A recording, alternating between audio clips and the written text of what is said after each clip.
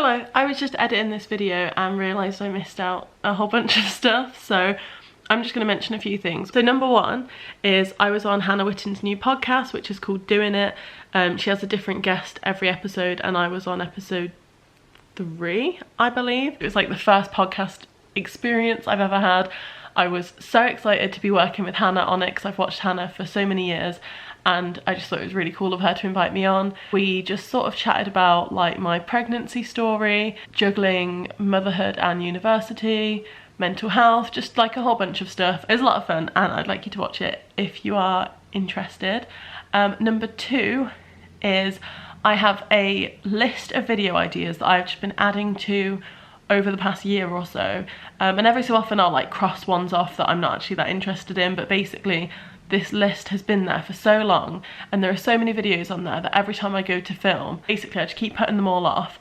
So I'm gonna write them all in the description, and if any of them sound interesting to you and you sort of want to bump them to the top of the list and you want them to be filmed sooner rather than later, please let me know, because otherwise I think some of them are just never going to get filmed. I need someone to say I would enjoy that video, and then I think that will motivate me to make it. So that would be helpful if you could check that list out and comment below. And third of all, I talk about my like job situation and stuff in this video, but basically I'm primarily, I would say, doing YouTube full-time at the moment, of YouTube / my blog / my Instagram. So I have a Patreon now, which I'm sure I don't need I can't talk. I'm sure I don't need to explain Patreon to you. It's basically a website where you can support your favourite creators, because obviously the content that we make for you is free. Like, you can watch my YouTube videos for free, you can view my Instagram for free, my blog, all of that kind of stuff. So it's basically a way of sort of tipping your favourite creators if you are so inclined. Is that the right phrase? If you have a couple of pounds to spare each month. I think my Patreon starts from $2 per month, which is like £1.30, I think. It is all completely extra content, so if you don't pledge, you still have access to my YouTube, my Instagram, my blog, etc.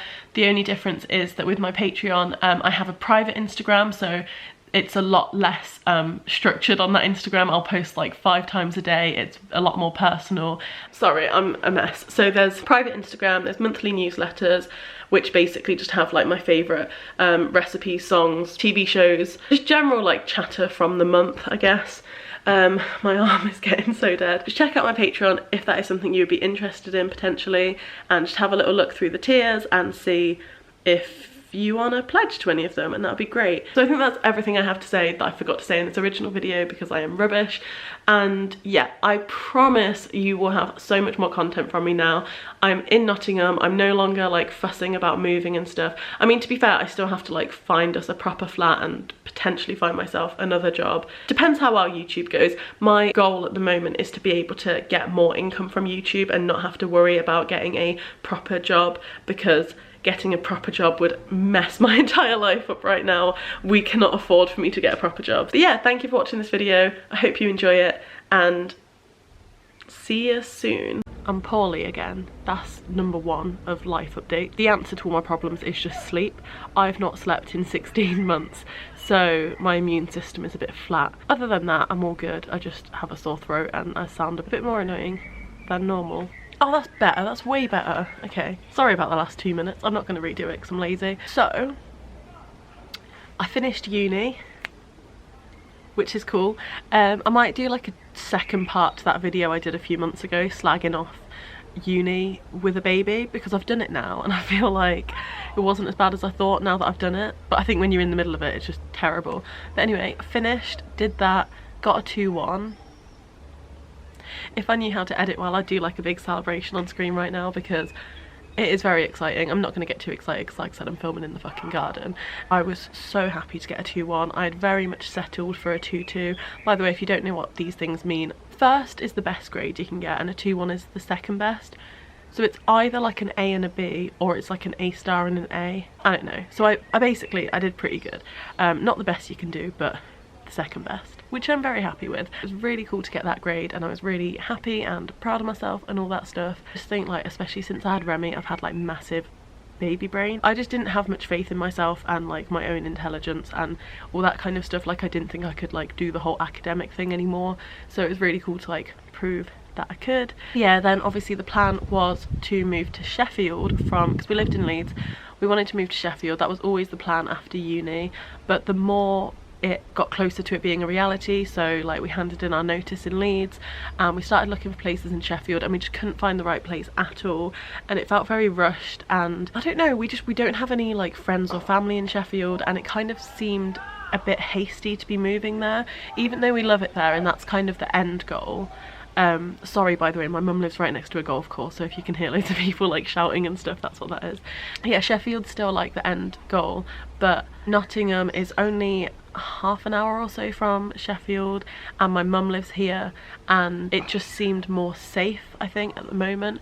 So the plan isn't to stay with my mum, by the way, just living here over summer, or I don't know, anywhere from like 2 weeks to 8 weeks, I think, until we find a flat that we really like. It's just a bit of like security, knowing that we don't have to pay rent for 2 months, and because Danny doesn't start his job for another 2 weeks, and I only have like a part-time job at the moment, which I'll come on to in a minute. That's why we're living with my mum, if you're wondering. It's really nice. I only lived in this house for like a few summers, I think, because I'm pretty sure my mum moved in here when I went to uni, but it's such a nice house. It's so big, it's in such a nice area, there's a lovely garden, like it's just so nice. I'm like very happy here at the moment. Remy loves it as well, just because there's so much room to run around. So next thing, I'm going to say it's the fourth, is that I got a job, and I had my first day yesterday. I'm basically doing social media for a window cleaning company, a bit random, but I've been for a few job interviews for full-time jobs and not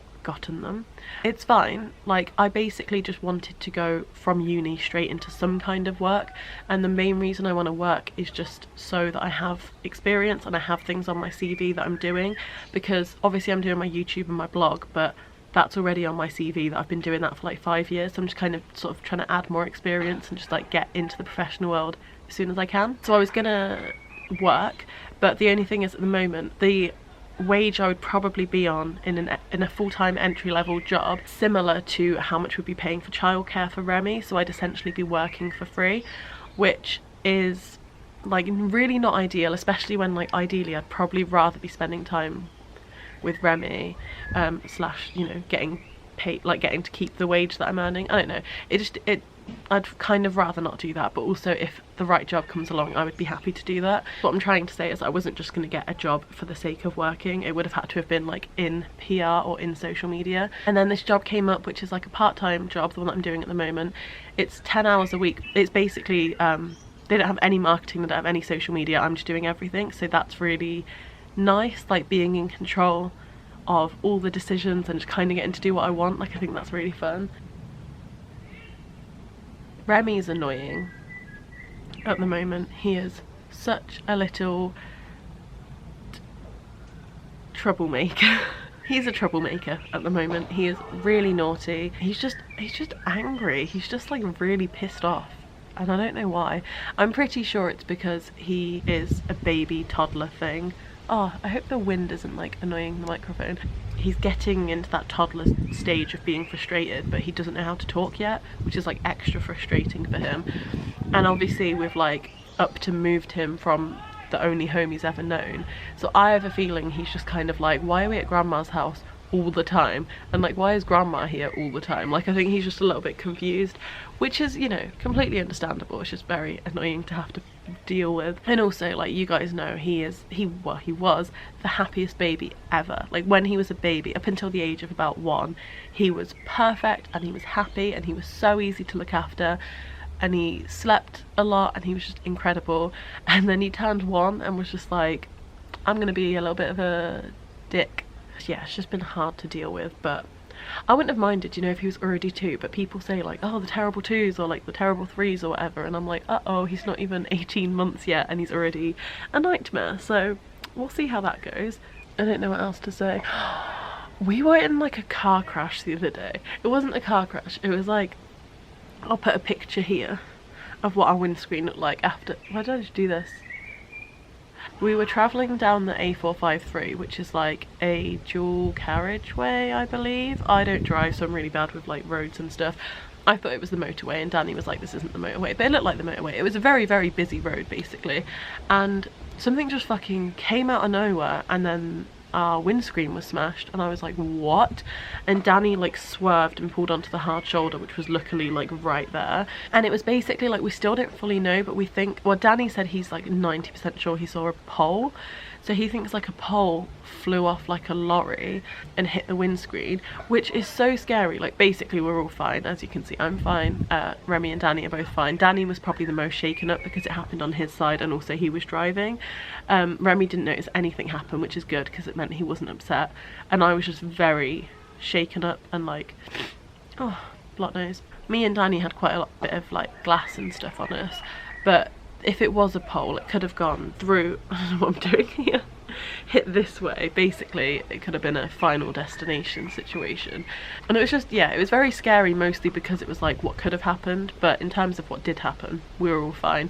And it was very, very ideal that we just so happened to where the hard shoulder was, or whatever it was that we pulled into, there was just like randomly this house that had like loads of land, so there was like a sign saying no trespassing and stuff, but they did have like a countryside sort of bit nearby. Basically Remy wouldn't let me pick him up, so if we'd been on a normal hard shoulder where you're like just basically on the road, then we would have been fucked, because he just wouldn't let me pick him up. He was like kicking me, and like I had to drop him, like I'm not strong enough.